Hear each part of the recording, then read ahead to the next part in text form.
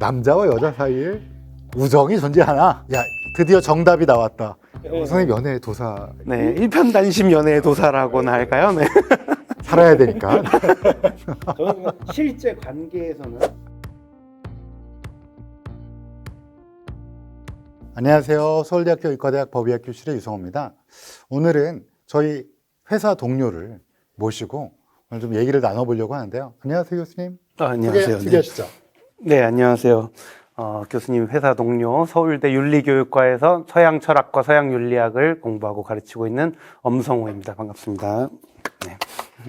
네, 오늘 갑자기 저희 회사 동료분을 모신 이유는 제가 사실은 이 책을 읽었는데 제가 사실은 이 책 이전에 교수님이 쓰신 책을 읽었는데요. 그 책 때 좀 감동 깊게 읽어서 이제는 아무도 얘기 안 하는 효, 겸손, 신뢰, 정직 뭐 이런 5개의 키워드를 갖고 말씀하신 책을 읽고 감명을 받은 적이 있었는데 이번에 또 책을 새로 내신다고 그래갖고 제가 읽어봤는데 책이 너무 좋아서 오늘 꼭 소개시켜드리고 싶어서 오늘 교수님 모셨습니다.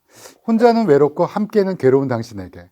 이걸 제가 어디 술자리에서 최근에 얘기한 적이 있거든요. 네. 농담 삼아 혼자는 외롭고 함께하면 괴로운데 그게 부부 사이 아니겠어요? 이랬더니 다들 너무 궁금하더라고요. 제목은 어떻게 지으셨습니까? 제목은 여러 이제 출판사 분들과 이렇게 티키타카를 하면서 지었는데, 이제 저는 좀 더 개념적이고 넓게로 다가갔지만, 이게 어떻게 보면은 각자가 1인칭 시점에서 느꼈으면 하는 면이 있었고, 이 제목이 이제 본 사람 입장에서 내 얘기일 수 있다라는 와닿는 그런 느낌이 아주 강한 제목이라, 이렇게 와닿는 제목을 하고 또 부제로 제가 어떤 철학을 지금 추구하고 이걸 썼는지 이렇게 해서 균형을 맞추려고 했습니다. 네. 네, 그래서 이 책은 사실은 전 처음에 읽고 지금 얘기하지 않는 사람들에게 중요한 덕목이 돼서 다시금 얘기를 하는 거라고 생각했는데 이 책 되게 재밌어요. 키워드는 처음에 외로움으로 시작합니다. 그래서 외로움이 영어로 론리니스죠. 네. 라고 하고 이게 사실은 여러 가지 것과 고독 아니면 그리움 또는 여러 가지가 혼재해서 쓰는데 처음에 외로움에서 시작해서 관계라는 거에 함께함, 관계라는 거에 집중하고 또 여기서 점점 나아가서 친구 그리고 우리가 주변과의 관계를 어떻게 맺는지에 대해서 굉장히 통찰력 있는 얘기를 해주고 계신데 이 책을 쓰게 되신 계기가 뭔가요? 네, 이게 사실은 제가 원래 본업, 철학, 윤리학적 접근을 덕 그리고 사적인 인간관계에 집중을 많이 했어요. 그래서 박사 논문도 사실은 효와 그 우정의 덕목에 대해서 이야기를 했는데, 네, 그 착안을 한 게, 이 관계가 부모 자식이든 친구 관계든 다 같은 관계가 아니고, 좋은 친구, 더 나은 부모, 좀 바람직하지 못한 부모도 있고 한데, 이게 좋은 친구나 좋은 자식이 되는데도 덕목이 필요하고 노력이 필요한 게 아닌가 이런 생각을 해서 가지고 있던 아이디어인데요. 그러고 있었는데, 제가 약간 이제 한국에 와서 주변을 둘러보니까 외로움이 아주 큰 화두인 거예요. 맞습니다. 그래서 이제 사회적으로도 중요한 문제인데다가 외로움이라는 감정이 어떤 부재에 대한 감정이고 알아차리기 어렵고 그 자체로 철학적으로도 흥미가 있다 이런 생각을 가지고 있었거든요. 그래서 이제 한쪽에서는 외로움에 관심이 생겼고 다른 쪽에서는 원래 가지고 있던 그 우정, 친구 관계 좀 넓은 의미의 우정, 부모, 자식, 연인도 다 포함할 수 있는 이렇게 관심이 있었다가 이게 만나게 된 게, 그러고 보니까 외로움의 가장 좋은 어떤 해답이 아주 바람직한 친밀한 관계 아닌가? 이런 생각이 들어서 마치 그 터널을 양쪽에서 뚫어서 만나듯이 이 책이 이렇게 완성되게 된 것 같습니다. 네. 네, 근데 여기서 외로움에 대한 정의부터 시작하게 되는데요. 외로움의 정의는 뭔가요? 저는 그러니까 간단하게 그 함께함의 부재를 자각했을 때 느껴지는 부정적 감정이라고 이제 이야기를 하거든요. 네. 그러니까 긍정적 감정이고 그걸 즐긴다면 그걸 고독이라고. 근데 할수 있나요? 고독은 저도 고민을 해봤는데 고독이라고 해서 꼭 긍정적인 것만 고독이라고 하기보다 그 약간 적극적인 홀로 있는 상태를 고독이라고 저는 하고 싶은 약간 거고. 선택이라는 느낌이 들면 그게 고독에 가까울 걸까요? 아닌가요? 그러니까 이제 비슷한데 가령 이럴 수도 있는 것 같아요. 누가 만약에 주위에 아무도 없어서 어쩌다가 혼자 있는 시간이 자발적이는 않지만 생겼다. 그렇지만 그럼 책 읽지 뭐. 그럼 생각이나 해볼까? 이렇게 적극적으로 지내는, 잘 지내는 상태를 고독이라고 보는데, 그러니까 그거는 이제 정확히 감정으로 대응된다기보다 약간 다른 것 같은데, 좀 홀로 있음의 긍정 버전이 이제 고독이면, 홀로 있음의 약간 부정적인 버전이 외로움을 느끼며 있는 상태 정도로 생각하면 좋을 것 같아요. 네, 그렇군요. 이 책에 자세히 나와 있지만 제가 한번 좀 명확하게 말씀드려 주셔갖고 좀 더 잘 이해가 되는데, 또 그리움이라는 단어도 외로움과 네. 좀 약간 연관되어 있는 단어잖아요. 그리움은 누군가를 지금 부재지만 똑같이 부재지만 뭔가 대상에 있는 거가 그리움인가요, 그러면? 이게 사실, 맞아요. 잘 말씀을 해주신 게, 둘 다 부재로 인한 감정인데, 차이점은 외로움은 특정 존재의 부재 때문이 아니에요. 그러니까 주변에 아무도 없다가 문제인 거고, 네. 그리움은 누군가, 무언가를 향한 그리움이잖아요. 구체적인 대상을. 돌아가신 할머니가 그립다, 멀리 떠난 연인이 그립다, 이런 것처럼 그가 없다는 건 마찬가지지만 그 무엇의 부재인가에 있어서 외로움은 좀 일반적인 그냥 아무도 없다고, 그리움은 그 누가 없다. 약간 이런 식으로 구분을 해서 생각을 해봤습니다. 네.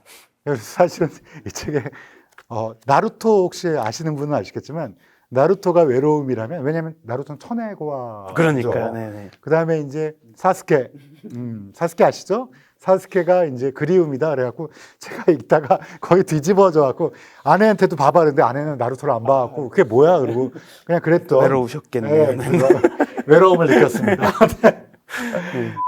근데 사실 지금 말씀하셨지만 사실 인간은 누구나 외로운 거 아닌가요? 근데 굳이 우리가 외로움에 주목해야 되는 이유는 뭔가요?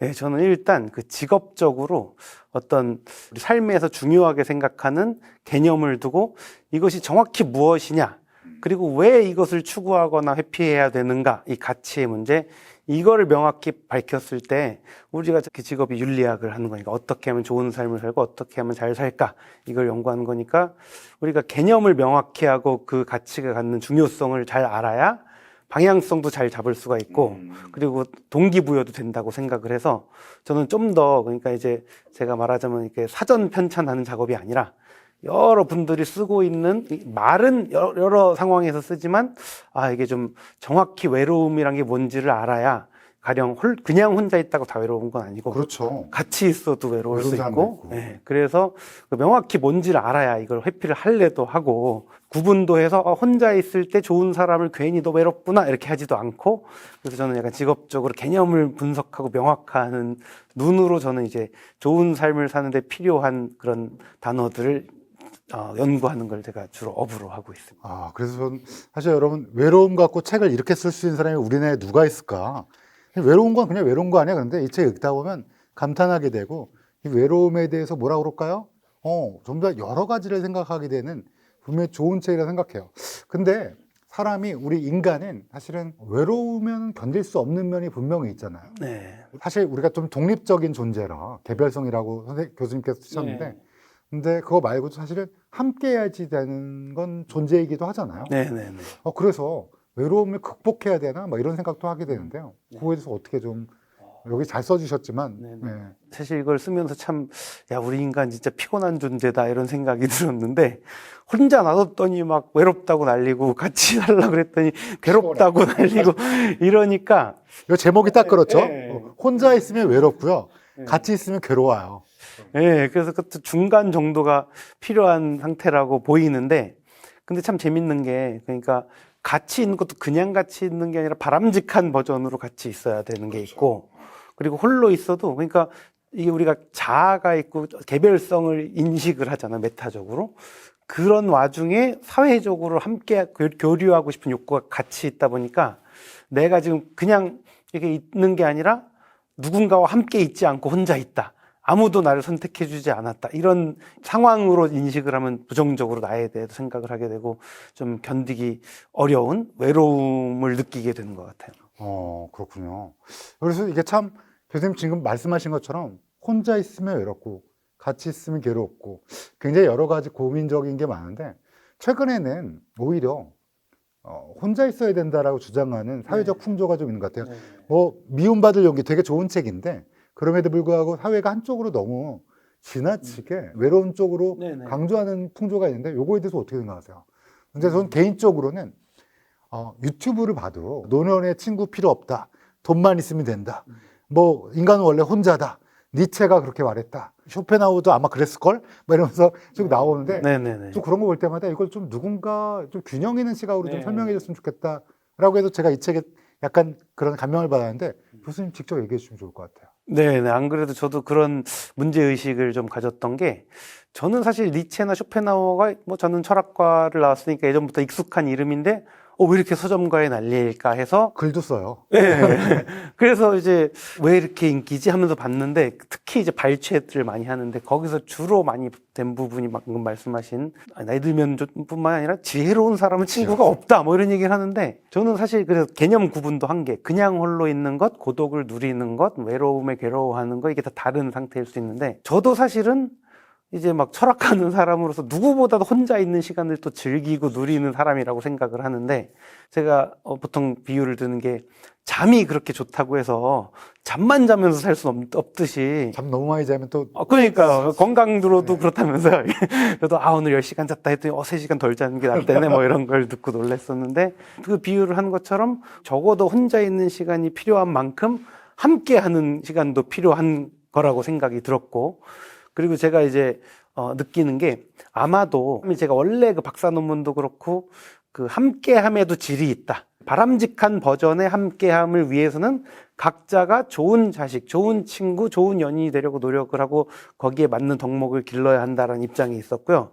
그게 달성됐을 때 바람직한 함께함이 나온다고 보는데, 그래서 제 추측으로는 아마도 이제 점점 교류할 장도 적어지고 각자도 서툴러지고 하다 보니까 좀 함께 해보려다가 좀 상처를 받고 힘들고 기회도 없고 하다가, 그러면 차라리 혼자가 나은 게 아닐까, 이런 방향으로 간 게 아닌가 조심스럽게 생각을 자기 해봤습니다. 자신을 합리화하려는 그런 분도 있을 거고, 그런 상태를 교수님께서 말씀해 주신 거 보니까 좀 그런 생각도 드네요. 근데 이 책에서는 아까도 방금 말씀했지만 함께함, 바람직한 관계라는 거에 포커싱을 둬서, 외로움이라는 거에 처음에 포커싱을 뒀지만 그 다음부터는 필리아, 아리스토텔레스, 정말 오랜만에 아가페, 필리아, 또 뭐 하나 에로스 얘기를 딱 봤는데,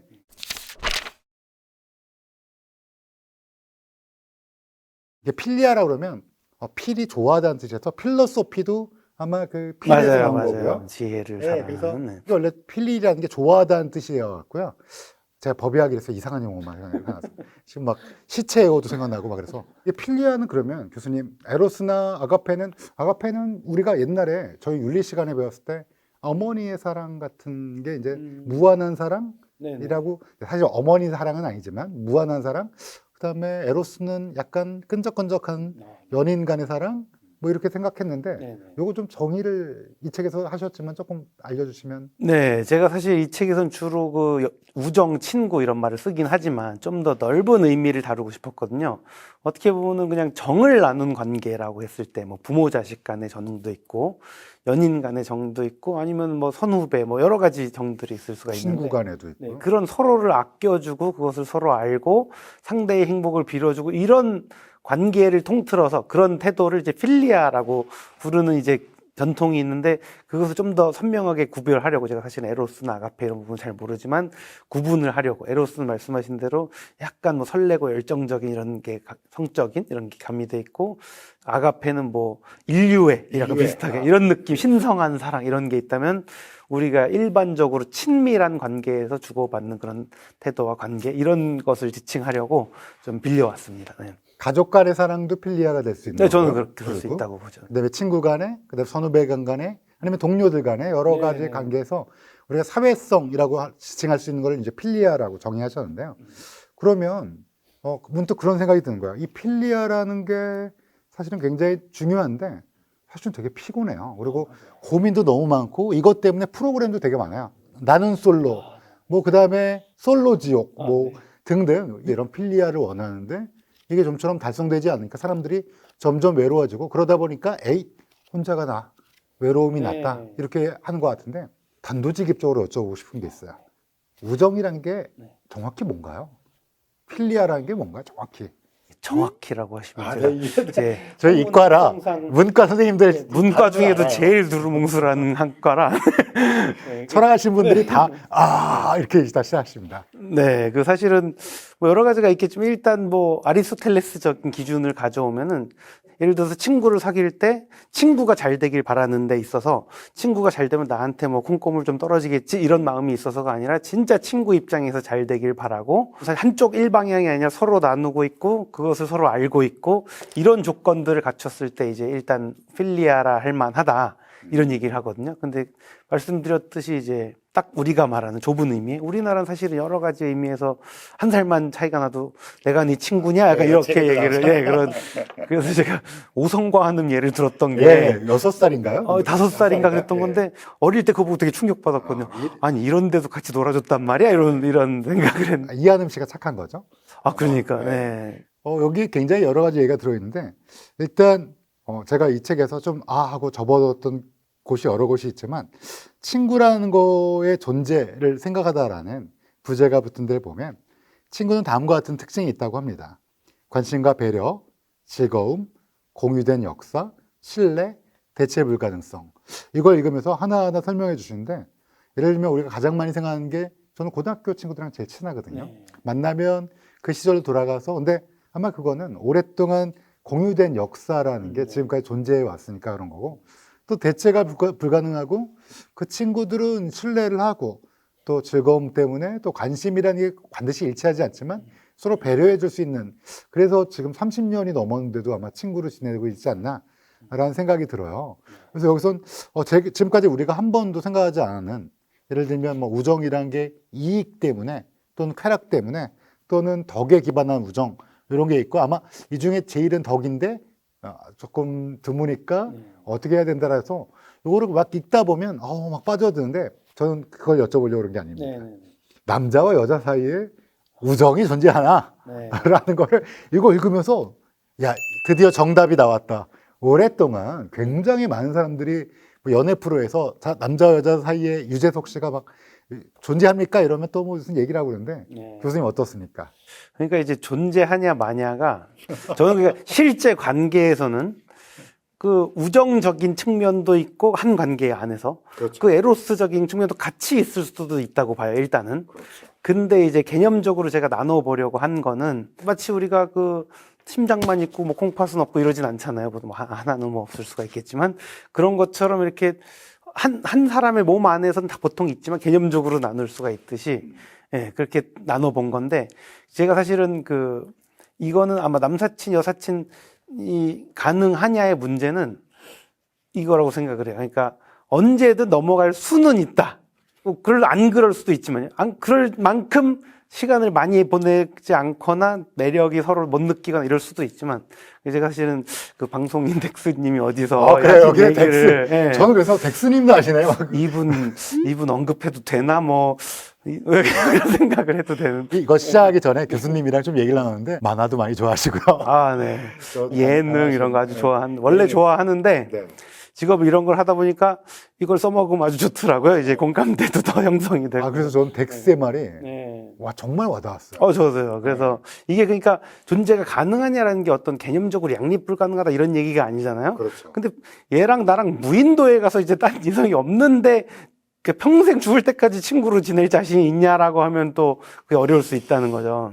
그게 정말 불가능할 것 같아요. 저도 그런 생각을 한 번도 안 했는데, 남녀 사이에 우정이 있죠. 당연히 있는데 이게 진짜 사랑과 우정이 무자르듯이 명확하게 맞아요. 하는 건 사실상 불가능하다. 그래서 저는 왜 이 책을 왜 중고등학생이 꼭 읽어야 된다고 막 생각했냐면, 여기 보면 또 그런 얘기가 있어요. 우리 요즘에 그런 얘기 많이 하잖아요. 그러니까 이런 필리아, 즉 친구가 되려면 급이 맞아야 돼. 너랑 나랑은 뭐 급이 달라. 이러면서 왜 우리 드라마나 뭐 이런 예능 보면 약간 재수가 별로 많이 없는 분이 이제 캐릭터가 너랑 나랑 급이 같아. 막 이러면서 막 이런 거 나오잖아요. 여기 교수님 얘기를 듣고 이거 써먹어야겠다.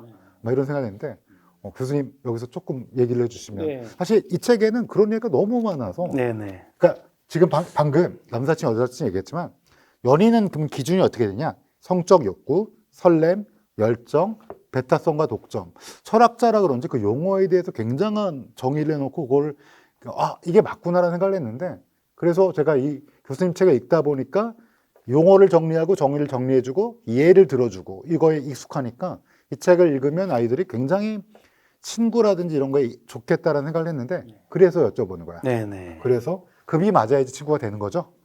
아닌 것 같습니다. 아닌가요? 예, 급이라는 게, 그러니까 무슨 급인지 모르겠는데, 가령 이제 뭐 돈이 누가 많고 적냐, 아니면 누가 인기가 많고 적냐, 아니면 어떤 능력이 있고, 이런 걸 기준으로는 그 친구의 자격은 아닌 것 같아요.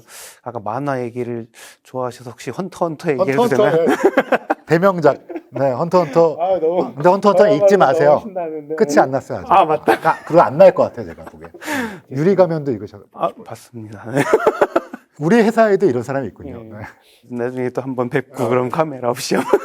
저 사실 근데 이제 그 얘기를 한 게 거기서 이런 장면이 나오니까 이제 키르아가 살인자 가문의 그런 아들인데 그 형이 와가지고 너는 친구를 사귈 자격이 없어 했더니 주인공이 곤이 와서 딱 데려가면서 친구가 됐는데 자격 따위는 필요 없다. 이런 얘기를 하는 거예요. 굉장히. 그래서 그걸 보면서 제가 느꼈던 게 제가 여기에 쓰기로 친구도 다 같은 친구가 아니고 막 좋은 친구, 나쁜 친구, 이용만 해먹으려는 친구, 뭐 정말 배울 만한 친구 많지만 근데 이제 애초에 친구라는 게 되는 데 있어서 딱히 따로 자격이 필요한가? 있다면 뭐지? 라고 여러 가지 다 생각을 해봐도 그것 때문에 친구가 못 된다라고 한다면 네가 과연 찾고 있던 게 친구가 맞아 애초에? 약간 이런 생각부터 들 것 같아요. 그러니까 진짜 필리아라는 거가 될 존재를 뭔가 급이나 어떤 네. 걸 기준을 삼다는 건 어떤 수단적인 속성, 외적인 가치로 기준을 둔다는 거는 그러면 제가 여기서 생각하는 그런 순수하게 있는 그대로 서로를 받아들여 줄 수 있는 존재를 찾는 게 아니고 뭔가 이렇게 뭐 같이 그룹지어서 우쭐을 하든가 뭐 하여튼 내가 이 사람한테 뭐 콩고물을 얻던가 이럴 존재를 찾는 거지 애초에 그 찾고 있던 게 친구를 찾고 있었다기 보기 어렵다 이런 생각이 들더라고요. 네.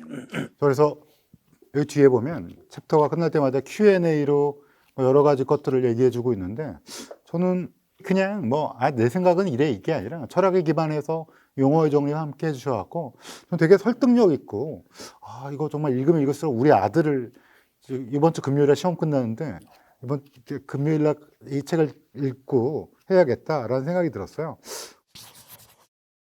그리고 또 친구가 만약에 기준이 없다면 양은 어때요? 네. 로버트 덤바 얘기를 꺼내셨는데 네네네. 친구는 무한정 늘을 수 있는 건가요? 그게 저도 생각을 해봤는데 그 아리스토텔레스가 사실 많은 분야에 대해서 그렇지만 특히 우정에 대해서 온갖 명언들을 많이 남겼는데 그러니까 누구에게나 친구는 아무에게도 친구가 아니다 이런 얘기를 하더라고요.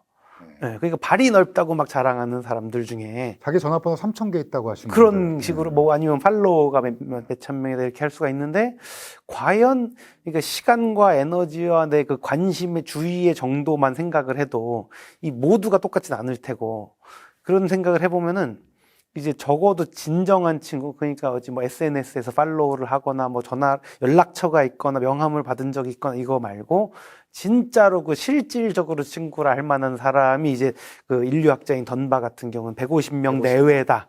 이 사람이 표현하기를 내가 죽었을 때 그 장례식도 전문가시 진심으로 와서 이렇게 슬퍼해 줄 사람 정도로 이제 생각을 해본다면 우리가 그런 관계를 만들 만큼 충분히 시간을 보낸다는 기준만 놓고 봐도 너무 두루두루하면 당연히 얇아질 수밖에 없겠죠. 네, 그런 의미에서 한 가지만 덧붙이면 그래서 제가 어릴 때 생각한 게 다 그렇게 똑같이 대할 수는 없으니까 한 대여섯 명 정도 정말 이제 죽고 못 살고 대체가 안 되고 이런 존재에다가 주위에 다른 사람들한테 아주 친절하게 대할 사람들 막 정말 극진히 아끼고 사랑하고 이런 거는 너무 많이 할 수는 없으니까 그리고 나머지 사람들한테는 아주 친절하고 진심으로 대해주고 이런 삶을 사는 게 그 이상으로 다르게 할 수 있을까 이런 생각이 들더라고요. 네.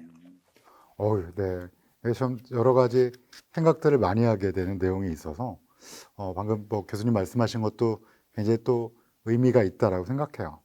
근데 또 여기에는 요즘에 이제 세상이 점점 산업화가 되고 테크화가 되면서 이제는 친구도 AI의 네. 친구로 제가 이제 옛날에 본 영화 중에 허라는 영화가 있었는데요. 굉장히 인상 깊었거든요.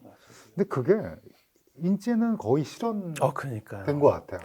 제가 이 책을 읽다가 막 웃은 장면이 또 하나가 있는데 교수님이 농구하다가 어깨 다치셨죠? 네네네. 그래갖고 이제 우울해서 AI에 쳤더니 AI가 위로해줘서 눈물이 핑 도셨다. 네네. 네, 그러면 AI도 친구가 되겠죠? 아, 근데 그것도 저도 고민을 해봤는데, 그러니까 저는 나한테 어떤 인상을 주는 것과 실제인 거를 아마 직업 때문인지 모르겠는데 구분을 하는 버릇이 돼 있는 거예요. 그래서 AI가 정말로 진짜 친한 친구와 교류하는 듯한 느낌을 줄 수 있느냐라고 하면 벌써도 그렇고 앞으로도 그럴 만한 기술들이 나올 것 같긴 한데, 근데 우리가 정말 그런 듯한 기분만 느끼는 게 다가 아니고 진짜 관계를 맺고 싶다 한다면은 가령 AI는 내가 이제 사이비 마음이라고 부르는데 유사하지만 않은 그 수도 마인드라고 제가 그냥 만들어 본 건데, 근데 그런 게 약간 위험한 게 사이비 종교처럼, 근데 가짜지만 진짜인 것처럼 느끼게 해가지고 거기에 빠져버리게 만들면은, 그래서 환상 속에서 살거나 아니면 그걸 거기에 너무 집중하느라 이제 진짜 친구를 만들 어떤 의지나 그런 필요를 못 느끼게 되면은 그것도 문제고, 아까 말씀하셨지만 저 위로해줄 때 너무 찰지게 잘 위로해주더라고요. 제가 말하는데 딴 데 가지도 않고 또 아는 건 많아가지고 온갖 지식으로 위로를 해주는데, 저도 약간 네. 위로되던데 그 네. 내용만 봐도. 그래서 야, 이거 이러다가 진짜 인간 만나면은 왜 이렇게 까칠해? 왜 이렇게 바라는 게 많어? 약간 왜 내가 말하는데 자꾸 딴 데 가고 자기 얘기하려고 그러고 막 이렇게 약간 스포일 되는 느낌도 있지 않을까. 거기에 익숙해지면. 네네. 오히려 너무 친절하고 맞춰주고 다 알고 말도 이쁘게 하고 이러다 보니까 현실은 그렇게 녹록지가 않잖아요. 아니 근데 뭐 TV 광고나 외국의 여러 가지 것들을 보면 TV 광고에도 왜 뭐 누구야 하고 물으면 걔가 이렇게 오늘 날씨는 뭐예요? 뭐 약 드실 네. 시간이에요? 이러면 막 노인분들이 위안받고, 또 외국의 몇몇 광고를 봐도 이게 뭐 거의 이제는 친구처럼 지내는 거. 그래서 저는 뭐 헐한 걸 보긴 했지만, 아 이거 뭐 AI랑 친구하면 되는 거 아닌가? 앞으로 친구가 없으면. 그리고 유튜브 봐도 친구 다 필요 없습니다. 노인 되면 친구 다 필요 없어요. 돈만 필요해요. 이렇게 돼 있으니까 그게 조금 걱정되는 면이 분명히 있는 거네요. 네. 그러니까 저는 패턴이 좀 그런 것 같아요. 그러니까 일단 아무도 없어서 외로운 사람이 있다. 뭐 어떤 노인분이시다, 아이든, 그거보다는 로봇이나 AI 친구가 있는 게 낫지 않겠, 이런 식으로 출발이 되는 것 같아요. 그렇죠. 보통 그렇게 하죠. 근데 문제는 만약에 이제 친구를 잘 못 사귀고 서툴고 좀 어렵고 아니면 너무 외롭고 할 때 좀 대화를 나눠보, 약간 연습같이, 야, 이럴 때 친구 다가가면 어떻게 하면 좋을까? 뭐 이런 얘기도 한 다음에 그걸 바탕으로 또 진짜 친구를 만들어 보려고도 하고 이렇게 전환되면 좋은데, 여기서 진짜 친구 만나기 난이도도 더 높고 기회도 잘 없고, 특히 이제 원래 기회가 많이 없는 분도 계시잖아요. 그런 분들이 아예 대체 대상으로 생각을 하게 되면은 거기서 좀 약간 문제가 되지 않을까 그런 생각이 들었습니다. 네. 야, 요즘엔 또 반려동물이 네. 굉장히 많은 시대잖아요. 약간 조심스러운, 왜냐하면 반려동물을 좋아하시는 분들이 너무 많으셔갖고, 반려동물은 나의 필리아가 될 수 있는 거 아닌가요? 아, 그래서 가령 이제 AI와 비교를 해봤는데, 어쨌든 마음이 있다는 점에서는 진짜 진심인 면이 또 있는다고 생각이 드는데. AI는 교수님이 슈도 마인드라고 가짜 마음이라고 하셨지만, 동물은 마음이 있잖아요. 네네. 그 점에서는 저도 이제 부모님 댁에 이제 미루라고 미루, 이제 골든 리트리버가 있는데. 아, 여기 골든 리트리버라고는 안 써 있어요. 아, 그런가요? 네. TMI라고 생각을 했나요? 네.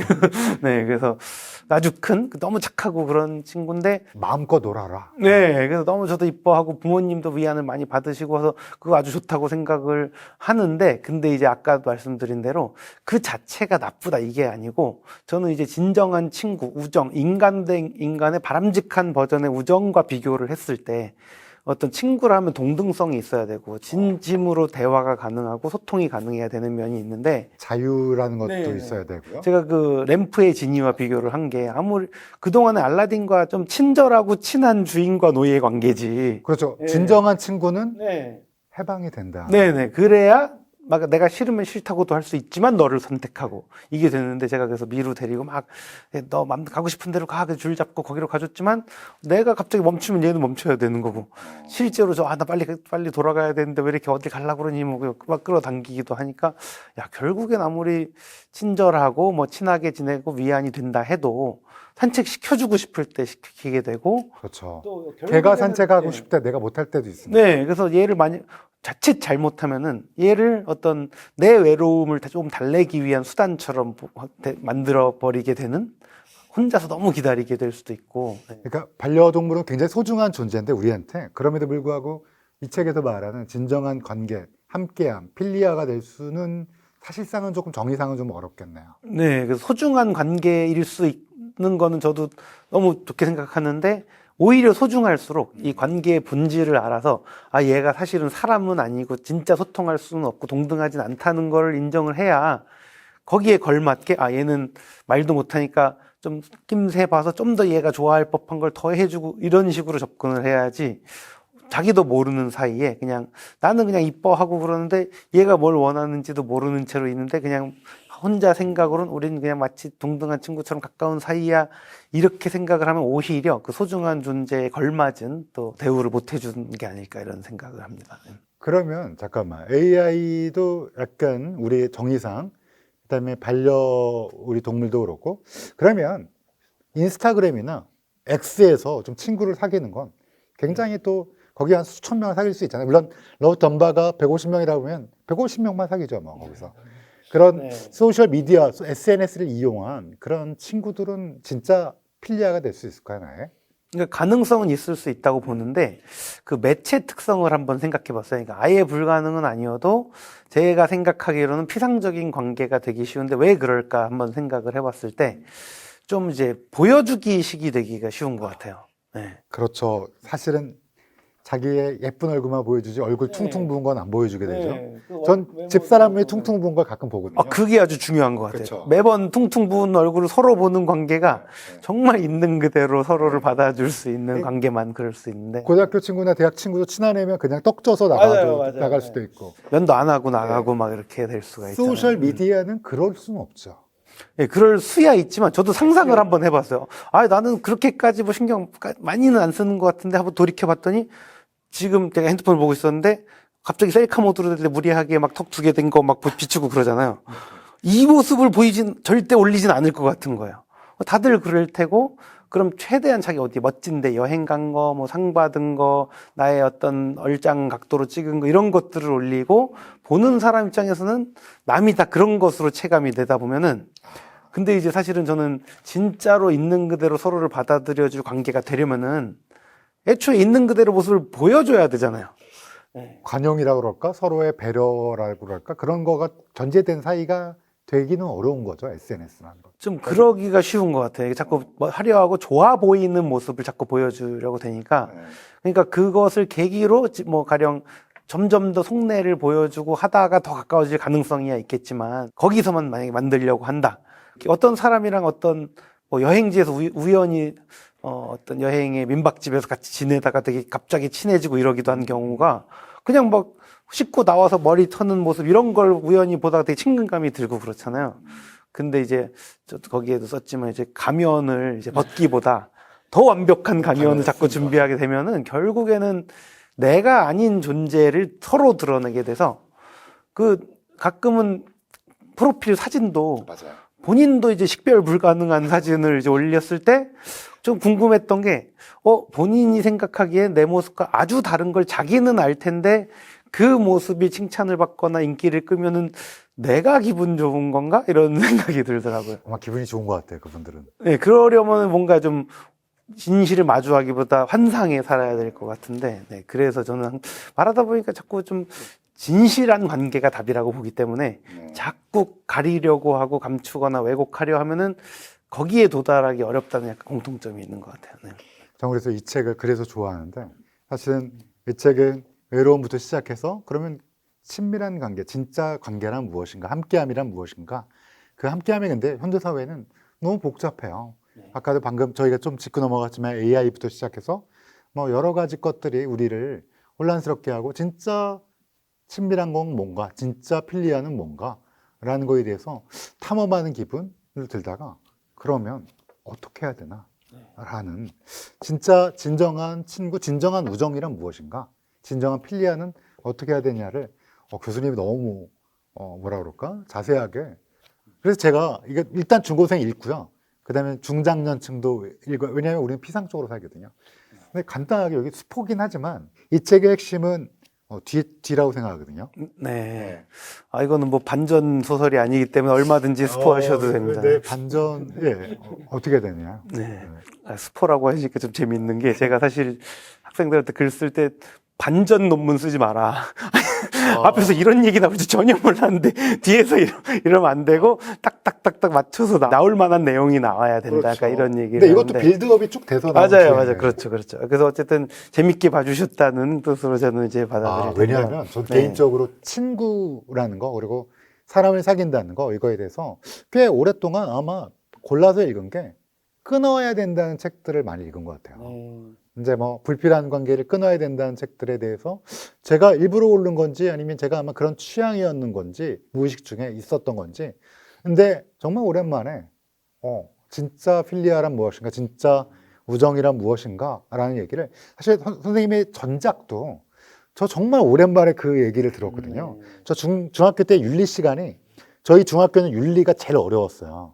윤리로 전교등수가 공부 잘하는 애들끼리도 좀 차이가 날 정도로 윤리가 철학적인 내용이 되게 많거든요, 사실은. 근데 이 맥락이라는 게 굉장히 중요한 건데, 이 책은 그렇게 머리를 막 맥락을 고려하지 않더라도 오랜만에 들어보는 용어로, 이 전작도 그렇고 이 작도 그렇고, 그리고 우리가 잊고 있었던 가치, 소중함, 이런 것들을 얘기해서 참 좋았거든요. 네. 그래서 제가 이게 좀 약간 좀 선생님을 괴롭히고 있는 네, 건데, 아닙니다. 즐겁습니다. 네.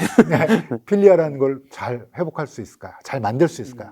노력이 필요하겠죠? 네, 저는 사실은 이 바람직한 친밀한 인간관계가 아주 가치 있고 인간 삶에 이것만큼 가치 있는 게 또 있을까 이런 정도로 믿고 있고, 근데 제가 안타까운 거는 제가 비유를 하기를, 만약에 식당에 갔는데 주변에 다 엉망으로 하는 식당만 있으면, 야, 식당에 가면 맛없더라, 차라리 내가 해먹는 게 낫지, 이렇게 생각을 할 수가 있는데, 그게 아니라 좋은 식당에 가야 맛있는 음식을 먹는 건데, 근데 요즘에 어떤 여건도 그렇고 사회 분위기나 뭐 여러 가지 가치관들에 비춰보면은 뭐 혼자가 낫다 이런 쪽으로 가는데, 혼자가 안 중요하다는 게 아니고 함께함이 정말 필요하지만, 함께함, 관계라는 것도 정말 질적으로 천차만별이기 때문에 우리에게 필요한 건 정말 바람직한 버전의 관계인데, 그게 아주 어렵단 말이죠.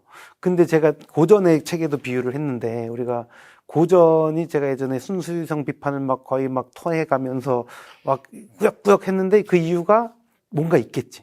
좋다더라. 그러니까 고전인 이유가 있겠지. 이 가치에 대한 믿음 때문이었거든요. 그래서 제가 바라기로는 이게 바람직한 버전의 관계만큼 이게 소중한 게 없다. 그렇지만 어려운 거 맞고 운도 많이 따라야 하고 하는 거 맞다. 근데 거기에는 뭔가 아주 중요한 게 있으니까 거기를 지향해서 많은 사람들이 더 갔으면 좋겠는데, 포기를 하거나 외면을 하거나 아니면 신포도 같이 뭐 별거 없을 거야 이렇게, 아니야. 네. 혼자 있는 게 최고야. 그냥 상처받아서 혼자 있는 게 최고라고 할 수 있는데, 저는 이렇게 개인적으로 제일 바람직한 버전의 관계를 가진 게 제일 인간으로서 행복하고, 그 다음이 차라리 혼자인 거, 그 다음에 최악인 관계에 있는 거라고 생각을 해요.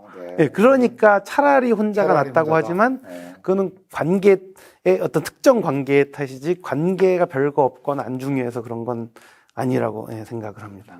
그 한 가지만 덧붙이고 싶은 게, 제가 사실 되게 조심스러웠던 게, 윤리학을 하는 입장에서 내 의지로 뜻대로 안 되는 영역인 무언가를 좋다고 제시를 해드리면은, 그럼 약간 좀 무책임한 느낌이 들 수도 있는데, 그러다가 그런 생각이 들더라고요. 근데 이렇게 바람직한 관계가 뭐 좋은 사람도 만나야 되고, 나도 노력해야 되고, 어떤 실력, 노력도 필요하고 한데, 나보고 어쩌란 말이냐라고 하실 수 있지만, 제가 성공에 대해서 한번 생각을 해봤는데, 아니, 돈 많이 벌고 유명해지고 이런 성공도 엄청나게 많이 다른 사람이나 운에 달려 있는 건데도 불구하고 엄청난 가치를 부여하고 계속 거기를 지향한단 말이에요.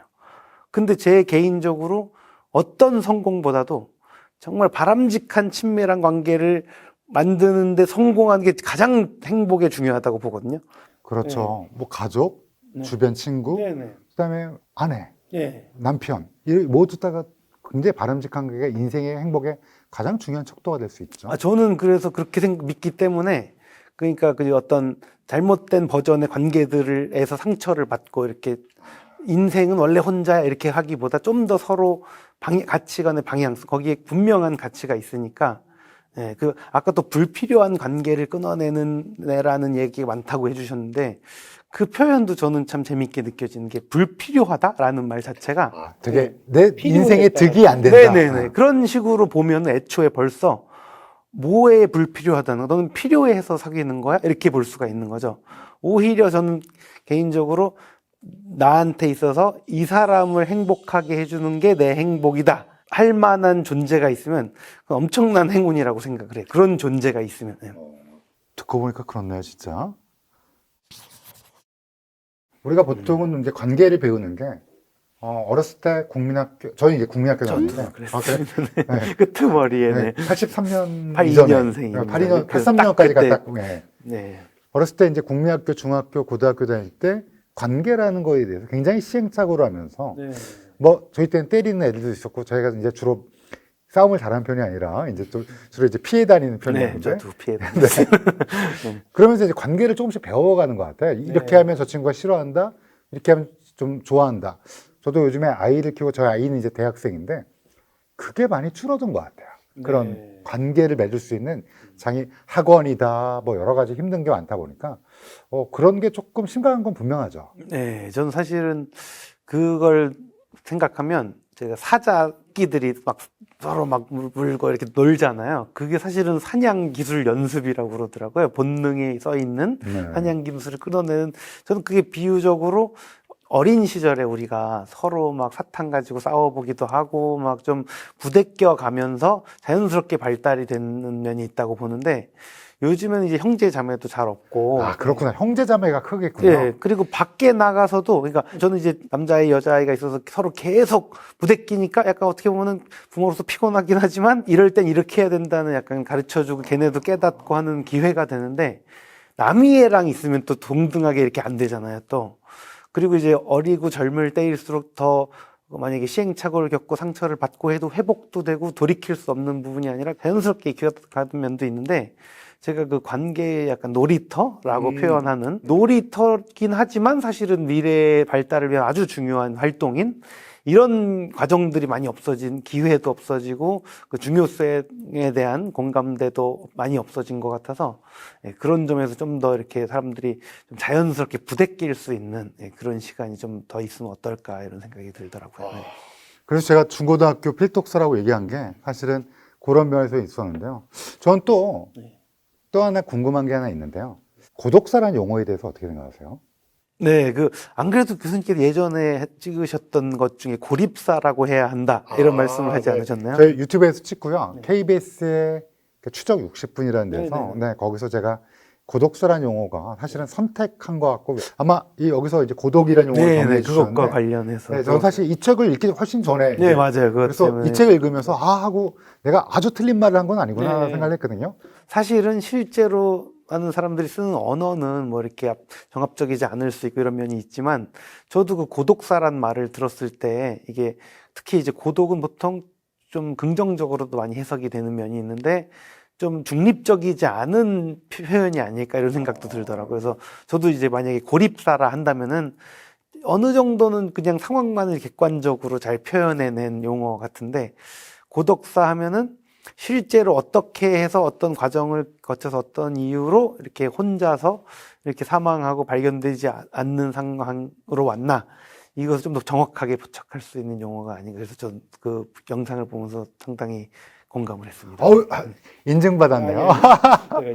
아니 사실은 영국의 고립, 그 외로움 부라는 게 맞아요, 있잖아요. 맞아요. 네. 그것도 loneliness 맞아요, 맞죠? loneliness입니다. 그게 뭐 고독은 영어로 뭐죠, 교수님? 솔리튜드로 그죠, 하더라고요. 솔리튜드죠. 네, 네. 그러니까 솔리튜드부가 아니라 loneliness, 그러니까 그 외로움 부래서 사실은 저가 이렇게 얘기해놓고 혹시 틀리면 어떡하지 그랬는데 제가 이 책을 읽으면서 다행히 교수님의 그 스코업이랑 크게 틀리지 않겠구나라는 생각을 해갖고 다행이다는 생각을 했어요.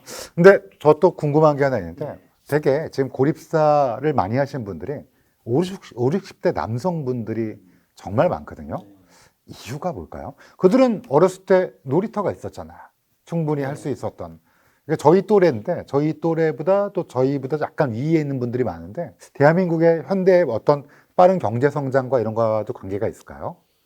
제가 아무래도 그 개개인 분들마다 그 나름의 사정이 있으시겠어서 또 뭐라고 제가 모르는 상태에서 말씀드리기가 곤란하긴 한데, 모르겠어요. 여러 가지 이유로 이제 혼자가 되기 좋은 것 같은데, 그러니까 너무 바쁘게 돌아가거나, 솔직히 관계를 만들고 싶어도 어떻게 보면은 사람들이 먹고 사는 걸 최우선으로 두고, 심지어 먹고 살 수 있어도 더 보기 좋게, 막 멋져 보이게 사는 것에 더 몰입하다 보면은 관계는 마치 사치처럼 느껴지는 부분이 있는 것 같아요. 네. 근데 그렇지만 만약에 우리의 목표가 행복이라고 한다면은 절대 사치제가 아니고 정말 필수이라고 생각을 하는데, 좀 그 가치관이, 아까 제가 성공도 말씀드렸지만, 성공도 이렇게 운이 필요하고 또 이루기 어렵고 하지만 어쨌든 성공에는 뭔가 있을 거야. 정말 그 끝에는 엄청 가치 있는 게 있을 거야. 내 행복은 저기 갔을 때 얻을 수 있어. 이런 마음으로 거기를 달려가는데, 저는 그 가치관에 있어서 솔직히 인간으로서, 사회적 동물인 인간으로서 행복하게 잘 사는 것이 목표라고 한다면은, 그 바람직한 친밀한 인간관계보다 더 필요한 게 뭐가 있느냐라고 저는 묻고 싶어요. 그래서 지향점, 그러니까 하고 싶어도 안 되는 부분도 있고 사회적으로 또 어려운 부분도 있겠지만, 어쨌든 사회든 개인이든 그것의 가치를 좀 더 많은 분들이 인지를 하고 그곳을 향해 노력한다면, 이제 개인의 힘만으로는 안 되던 것들도 좀 더 실제로 이루어지는데 좀 도움이 되지 않을까 생각을 합니다. 사회에서도 정책적으로도 이런 관계에 대한 어떤 회복을 위한 어떤 장을 마련해 주는 거, 예를 들면 일자리라든지 어떤 뭐 교류를 할 수 있는 이런 살롱이라고 그러면 조금 부정적인 이미지가 있지만, 그런 것들을 조금 더 해야 될 필요가 분명히 있겠군요. 네, 그 자연스럽게 어울릴 만한 그 말씀을 해주신 게 온라인일 수도 있고 여러 장인데, 사실 자연스럽게 교류할 기회가 점점 없어지는 것 같아요. 요즘 너무 없어요. 심지어 어디 뭐 음식점을 가도 키오스크로 다 하잖아요. 그러니까 만약에 가족이 없거나 혼자 있는 사람은 하루 종일 말 한마디 할 사람을 찾기가 어렵다고 하시는 경우도 봤거든요. 영화에서 보면 바텐더 늘 마시던 걸로 이런 거라 거기도 그래도 바텐더랑 친하잖아요. 그래서 이제 근데 그런 것도 없고 하는 상황에서, 그러니까 저도 이제 굳이 지금 나가서 누구 만날 사람도 없는데 나가서 사람을 만들어야지 하면 이게 엄청난 부담이잖아요. 예, 그래서 좀 더 자연스럽게, 저도 사실 요즘에 또 이제 어떤 강연을 해봤던 게 사회 정서 교육에 대해서 요즘 인식이 아주 높아지고 있더라고요. 사회 정서가 아주 중요하다. 서로 그 말이 곧 아주 친밀한 관계를 잘 맺을 수 있도록 그냥 머리만 똑똑하고 이런 게 아니라 정서적으로 나의 태도, 상대 마음을 읽고 공감하기, 이런 부분을 중시하는 그런 분위기들이 좀 있는데, 이런 것들이 저는 서로 이제 외로움을 줄이는 게 그 목적을 위한 수단으로 봐서는 안 되겠지만, 결과적으로 외로움이 줄어들 수 있는 관계를 만들어가는데 좀 긍정적인 방향이 되지 않을까 생각을 합니다. 정말 중요한 얘기 같아요. 이 얘기는 진심으로 오늘 관계라는 거에 대해서 다시 한번 좀 깊게 생각해보는 계기가 된 것 같습니다. 저는 사실은 이 책에서 굉장히 좋았던 부분이 몇 가지가 있는데요. 있는 그대로의 나를 받아준 사이의 철학이라는 챕터인데, 여기에 보면 함께여서 좋은 관계를 위해서 알아야 할 것들, 사람을 보는 눈을 길러야 되고, 역지사지의 습관을 필요하고, 친화력과 사회성을 기르고, 자신의 영역을 기꺼이 공유하려는 태도를 가져야 된다는 얘기가, 저는 여기 뒤에 쭉 선생님이 쓰셨는데 읽다 보니까 굉장히 여러 가지 생각을, 제가 꽂히는 챕터들이 몇 개가 있는데, 그 뒤에 또 더 깊고 건강한 사이를 위한 어떻게 하면 될까? 많은 활동을 공유하고 공감하는 대화를 하고 갈등 대처를 용서와 화해를 한다. 이게 요즘에 혹시 보신 적 있는데, 부부들끼리 싸우는 이혼 숙녀, 짧게 뭐 쇼츠나 이런 저도 걸로, 이제 자세히 처음부터 끝까지 본 적은 없는데, 그런 갈등을 다루는 데 있어서 이런 얘기가 사실은 우리가 좀 미리 배워야 되는 거 아닌가? 좀 뭐라 그럴까?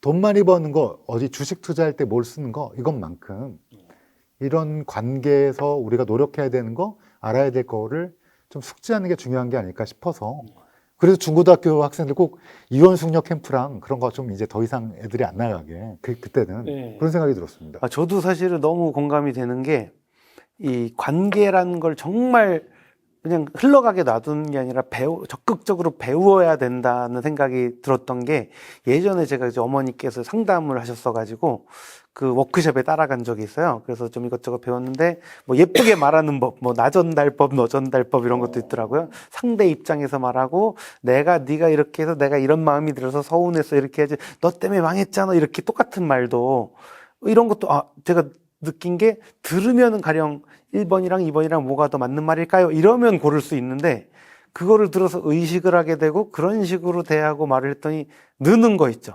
그래서 관계도 점점 좋아지고 그래서 이것도 배워서 느는 거구나라는 걸 그때 깨닫고 왜냐하면 사람들이 공부하거나 시험 보거나 이런 거 엄청 열심히 노력하는데 관계는 그냥 약간 자연스럽게 흘러가는 무언가로 생각을 하는 경향이 있는 것 같아요. 맞아요. 그 진짜로 관계에 대해서 배운 적이 없는 것 같아요. 네네. 그래서 제가 이 책을 막 보면서 이렇게 하는 거구나. 물론 저도 정말 수많은 관계를 맺고 지금 나이가 50살이 넘었으니까 이제는 누구를 만나도 두려운 나이는 지났거든요. 네. 그럼에도 불구하고 이런 게 중요하겠구나라는 생각을 하고 제가 막 이거 감탄하는 건 배우지 않았다는 거거든요. 이게 좀 젊은 분들이 또 나이 든 분들도 사실은 나이 드신 분들도 저처럼 배우지 않은 분들이 많기 때문에 미숙할 수 있어요. 관계에 있어서. 그래서 저는 이 책은 정말 여러 사람이 읽고 그걸 조금 배웠으면 좋겠다는 생각이 참 많이 들었습니다. 제가 배운다는 말씀을 하시니까 생각나는 게 제가 그 학교에서 수업 중에 경험과 성장이라는 수업이 있어요. 그게 이제 그 사범대 학생들이 열린 방식으로 사범대 학생들이 꾸려 나가는 수업인데 그때 주제가 미래 교육, 그러니까 AI도 해줄 수 없는 교육이 뭐가 있을까 하다가 연애 교육으로 잡았어요. 연애를 잘하는 선생님 연애 도사 도사라고 하니까 좀 이상하게 들리는데 네, 일편단심 연애의 도사라고나 할까요? 네. 살아야 되니까. 네. 제가 그러니까 느낀 게 이게 정말 이만큼 중요한 게 없고 이만큼 어려운 게 없고 심지어 뭐 면허가 필요하다고 해도 할 말이 없는 건데도 보통 연애를 포함해서 좋은 인간관계를 위한 이야기는 뭐 그냥 주변에서 뭐 지나가는 뭐 검증도 안 된 얘기를 듣거나 아니면 뭐 동영상 같은 거 듣거나 이런 식으로 주워들어서 주먹국으로 경험에 따라서 해 나가는데 이렇게나 중요하고 노력과 어떤 기술이 필요한 영역을 그냥 자연스럽게 경험이나 어떤 자의적인 판단에만 맡겨서 이렇게 열어놔도 되나 이런 생각이 좀 들더라고요. 그래서 실패를 많이 하나 봐요. 그래서 상처. 네, 저는 아주 배워야 된다고 생각을 합니다. 많은 분들. 사실 이 책엔 수많은 철학자와 선생님이 또 연구를 통해서 굉장한 키워드를 많이 뽑아내셔갖고 이 책을 통해서 일단은 좀 배우고 그다음에 실천을 실제 상황에서 좀 해보고 이러면 이 관계라는 것도 우리가 개선할 수 있지 않을까라는 생각이 듭니다. 저는 진짜 오랜만에 선생님 책 저번 책도 그랬고 어떻게 어른이 된다라는 책도 그렇고 이 책도 그렇고 뭐라 그럴까요? 우리가 이제는 잊고 너무 빠르게 시대가 변하고 사회가 지나면서 잊고 있었던 개념 그리고 근데 진짜 중요한 개념을 다시금 한번 되새겨보고 공부하는 느낌이 들고 책이 어렵지 않아요. 둘 다. 그래서 한 번쯤 꼭 읽어보셨으면 좋겠고 그리고 260페이지가 조금 넘는데 중간중간 무지하게 재밌습니다. 제가 장담하는데 그래서 많은 분들이 좀 읽어봤으면 좋겠습니다. 저도 그랬으면 좋겠습니다. 네. 아니 진심으로 저희 회사 동료라서 그런 게 아니라 진심으로 이 책은 오랜만에 읽으면서 재밌다 그리고 내가 그동안 너무 관계를 끊는 책만 읽은 게 아닌가 그리고 관계도 배워야 되는구나 그리고 오랫동안 들어왔던 정직, 용기, 신뢰 등등의 여러 가지 용어들이 우리가 진짜로 다시금 어떤 용어인지 그리고 이게 철학적으로 현대적 사회적 맥락으로 어떻게 우리가 이걸 다시금 활용할 수 있는지를 배우는 좋은 책이었다고 생각합니다. 앞으로도 좋은 책 많이 내주실 거라고. 네, 노력하겠습니다. 물론 바쁘시고 또 논문 내야 돼. 우리 성과급제로 바꿨어. 맞아요. 그래서 논문 많이 해야 되고 우리 연구도 많이 해야 되지만 또 대중서도 이렇게 내주시는 게. 이거 학술서로 쳐주시면 안 되나? 이거 학술서인데. 일단 논문 내용인데 이거. 물론 이 안이 다 뭐 학술적인 내용이긴 한데 이게 대중들이 읽기에 참 좋은 책이라 인정은 제가 해드리면 되는 거예요. 네, 그러시면. 네, 이건 학술서 겸 대중서로 제가 인정하는 건 좀 이상하지만 아니요, 인정해 주시면 저는 인정하겠습니다. 받은 거로 지겠습니다. 감사합니다. 네, 저는 오랜만에 좋은 분이랑 좋은 얘기를 해서 참 기뻤고요. 오늘 어떠셨나요? 오늘 사실 안 그래도 여러 이유로 이제 뵙고 이야기를 나누고 싶었는데요. 제가 사실은 제 예전 책에 그 추천사를 써주셨을 때도 이게 뭐랄까 되게 삶과 죽음이 만나냐 되게 묘하게 잘 어울린다라는 생각을 했어요. 이제 덕목들 제가 얘기를 하지만 또 이제 그 이면의 얘기를 해주시고 또 삶을 얘기를 하면 죽음에 관해서 저도 죽음에 관심이 많거든요. 죽고 싶은 건 아니지만 어쨌든 죽음이라는 개념과 그것이 갖는 의미에 관심이 많은데 그래서 직접 뵙고 이야기를 나누고 싶었는데 아주 너무 감사하게도 이렇게 진짜로 이렇게 진심으로 잘 읽고 이해를 해주시고 핵심적인 내용에 공감을 해주시고 이렇게 질문을 해주셔서 저도 아주 편하고 즐겁게 그 제가 생각했던 걸 나눌 수 있었던 것 같습니다. 네. 저희가 회사가 다른 부서라 예, 거의 볼 수 없지만 네, 그렇죠. 또 이제 지점이 달라요. 그래서 네. 그렇지만 언제 한번 그 제가 엄성호 교수님 있는 지점에 가서 네. 점심 식사 한번 네, 대접하도록 하겠습니다. 오늘 너무 즐거웠고요. 네. 혹시 또 우리 독자분들께 뭐 이런 거 조금 강조하고 싶으신 내용 없으신지요? 강조하고 싶은 거요. 그러니까 사실 상처를 많이 받으셨을 것 같아요. 많은 분들이 저도 그랬는데 사실 저는 이 책을 계기로 제가 나름 이제 지금은 여러 고민들이 있지만 외로움이 제 주된 고민은 아니라는 생각이 들어요. 왜냐하면 그 관계의 중요성을 생각하고 운도 좋았고 열심히 노력을 했고 그런 것 때문에 내가 안 외롭구나 싶었는데 돌이켜 보니까 저도 한 대학교 때 뭐 아니면 뭐 유학을 혼자 갔을 때 외로웠던 때들이 기억이 나더라고요. 그래서 그랬지만 제가 어떻게 그런 것들을 이제 극복할 수 있었나를 돌이켜 보면서 그래서 많은 분들이 그 약간 좀 상처되는 관계들이 있으셨다고 해서 너무 쉽게 포기하거나 이렇게 안 좋게 보시기보다 좀 더 서로 저는 그렇게 생각을 해요. 그러니까 내가 안 외로워야지 이런 거보다 저분도 지금 외로울 수 있겠구나 하면서 먼저 손을 내밀면은 그쪽에서 손을 잡아주면 내미는 사람 손도 따뜻해지거든요. 그렇죠. 네, 그래서 그 절대 이제 포기하고 원래 인생은 혼자 이렇게 가시기보다 좀 더 희망을 잃지 않고 서로 바람직한 관계를 위해서 이렇게 좀 더 향해 가주셨으면 좋겠습니다. 네. 제가 사실은 그 유퀴즈를 보다가 안유진 작가님이란 분을 보게 돼서 되게 감명 깊었는데 누님이시죠? 네, 네. 집안 분들이 하나같이 따뜻하세요. 그리고 네, 열이 많습니다. 집안 분들이 다 외모도 출중하시고 마음도 따뜻하시고 그래갖고 참 복 받으셨네요. 예. 저희 오랜만에 굉장히 그 즐거운 대화를 나왔습니다. 다시 한번 또 나중에 또 뵙기를 기대하면서 네, 네. 네, 오늘 마무리하도록 하겠습니다. 감사합니다. 감사합니다. 네, 감사합니다.